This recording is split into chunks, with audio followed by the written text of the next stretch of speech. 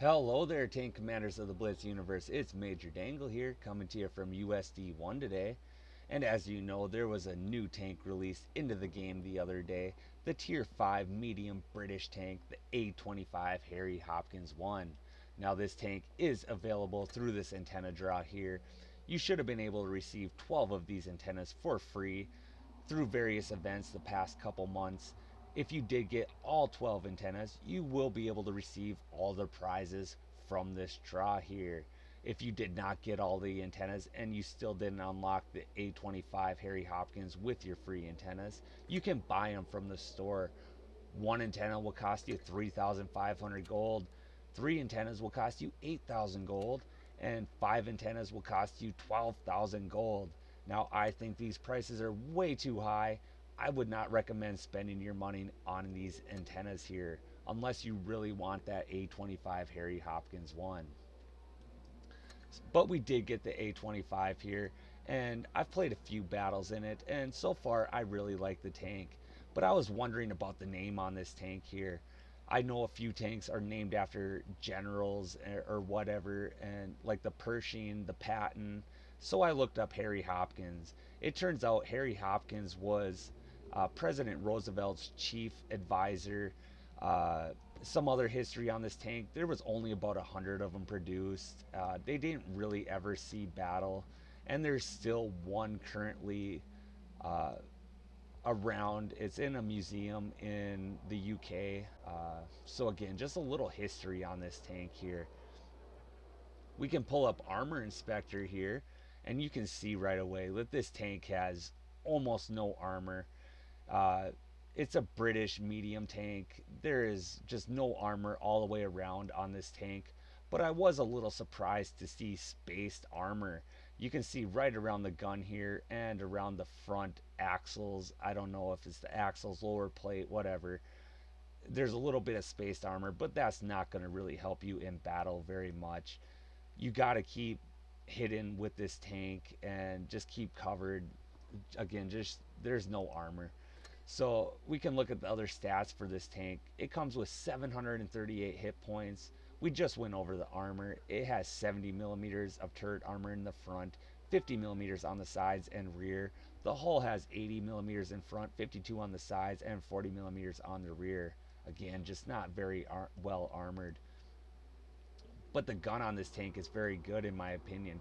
You got a damage per minute of 1,347 hit points, magazine reload time of 8.69 seconds, a shell reload time of 1 second, and 3 shots in your magazine. That's right, it's an auto loading tank. You got an average penetration for armor piercing rounds of 130 millimeters, APCR rounds 176 millimeters, and high explosive rounds 16 millimeters. Average damage for armor piercing rounds is 80 hit points, and APCR rounds 70 hit points, and high explosive rounds 100 hit points. You got a pretty good aiming time of 3.8 seconds. The gun depression on this tank is only 7 degrees, though. I'd like to see a tank with 8 degrees of gun depression at least. 8 degrees is enough to peek over ridges and get your shots off at the opponent while keeping your most of your tank hidden. And 7 degrees, I mean, is all right, but it's just not quite enough in most situations. So the top speed on this tank is 48 kilometers an hour forward and 16 in reverse, 35 kilometers an hour average speed. So it's not a fast tank, but it's not a slow tank either. You know, it's an all right tank. Is very little armor, not a lot of speed, but a good gun.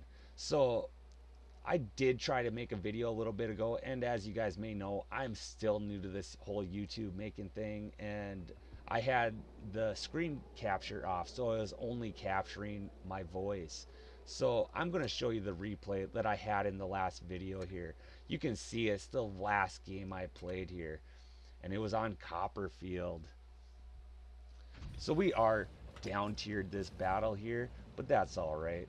There isn't too much to note on either team as far as tanks go. I mean, you got a Med on the enemy team, the Ferrum Striker. Nothing too, nothing I'm too worried about. Our team has an M6 and a KV1 and a Wolverine. A couple good tanks here. So on this map, if I'm in a medium, I like to go to medium side. But as you see there, I'm looking back at the other mediums on my team, and two of them are not moving. The other one is going to heavy side. So I decide to play a little bit more cautiously here. And you've seen the speed on this tank. I got over here pretty quick. We cruised along at a nice 35, 40 kilometers an hour. But again, we have no support from our team, so we are playing a little bit more cautiously here because, of course, this tank has very little armor. So we're just making sure we don't spot anything over here before we make our way up to sea there. So we did see that one medium was spotted on heavy side there, so chances are the other mediums are over there. So I decided to step into base C here because it's always good to cap a base if you can. And the enemy team is already down one tank, so that's pretty darn good. And we do cap base C there, and we see the Struve 7.4 A2 here, and we get one nice shot, two nice shots, and a third shot for a total of 240 damage into the enemy Struve. You've seen how accurate this gun is, and that 1 second inner clip there, I mean, it's pretty darn good. Or 1 second in between shells, I should say, and we get behind this enemy Semavente here. Those turretless tanks, it's nice to be able to death circle him, but he was smart enough to back into that dirt pile there, so I couldn't circle around him. But that's all right. We're going to make our way around this pile here and just peek out real quick.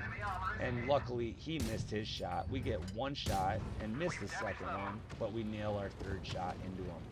And we're going to back up real quick here. We know we're probably going to take a shot from the Semavente, but that's all right. We load again and get two shots into him and clear him. So we got one shot left, and we decide to reload, which was kind of a bad idea here because I could have took that last shot and taken that Medjay out of this game. But we got an 8-second reload, so it's a pretty quick reload. And we have to load AP rounds or APCR rounds to penetrate the Medjay there, but we do clear him from the battle. So we're going to load up again here. We know that Struve is coming around looking for us here, so we got to play a little careful. And there he is right there. So I don't really want to go head on with that Struve. He has more hit points than I do, and so we're going to play a little safe and come around the back side of him and get three nice shots into the back of the enemy Struve. We also set him on fire at the same time, which is pretty darn nice.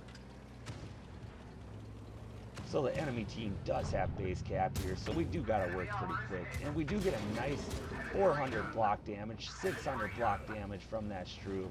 We know it doesn't have the best gun, but again, our tank doesn't have no armor. To get 600 block damage is pretty darn good. So we do clear that enemy Panzer IV there.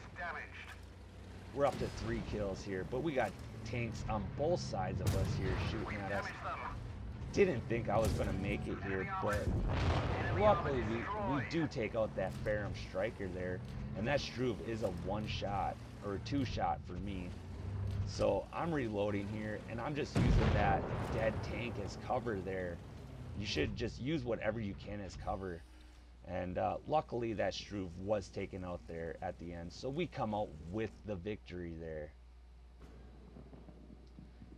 And it was a pretty good victory. We came out with 1,699 damage. We blocked an amazing 1,650 damage.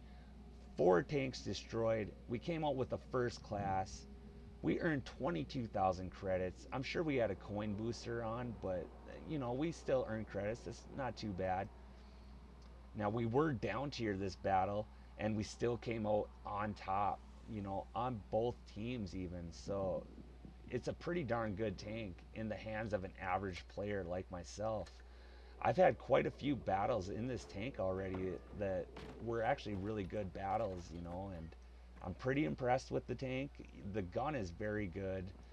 I've said it like 4 times. The armor is not very good, but all in all, I I would recommend keeping this tank.